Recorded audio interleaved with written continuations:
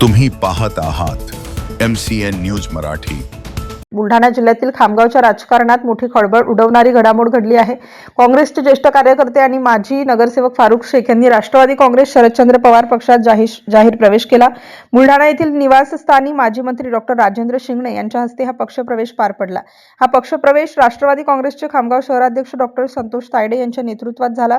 यावेळी जिल्हाध्यक्ष प्रसेनजित पाटील यांच्या मार्गदर्शनाखाली तसेच नरेश शेळके यांच्या आदेशानुसार पक्षप्रवेशाचा कार्यक्रम आयोजित करण्यात आला। गेल्या 30 वर्षांपासून राजकारणात सक्रिय असलेले फारुख शेख हे प्रभाग क्रमांक 12 मधून माजी नगरसेवक राहिले आहेत।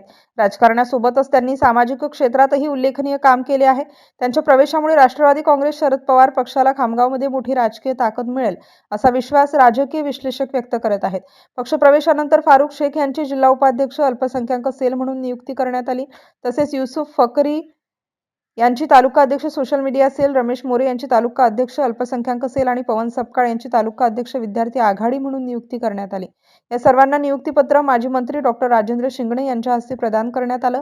यावेळी अल्पसंख्याक सेलचे जिल्हाध्यक्ष advocate Abdul Khan, social media सेलचे जिल्हाध्यक्ष अमोल भट, विद्यार्थी सेलचे जिल्हाध्यक्ष सूरज साठे तसेच अमोल बिचारे पाटील यांच्यासह अनेक पदाधिकारी उपस्थित होते। या पक्षप्रवेशामुळे खामगाव शहरातील राजकीय समीकरणांना नवे वळण मिळण्याची शक्यता व्यक्त केली जात असून पक्ष संघटना अधिक मजबूत करण्यासाठी प्रसेनजित पाटील, डॉक्टर संतोष तायडे, गणेश माने, धोंडीराम खंडारे, संजय बागडे, अमोल बिचारे, डॉक्टर रावणकर आणि लक्ष्मण कन्हेरकर हे पदाधिकारी सक्रिय झाल्याचे दिसून येत आहे। MCN न्यूज मराठीकरिता शेख अजीज मोहम्मद, खामगाव।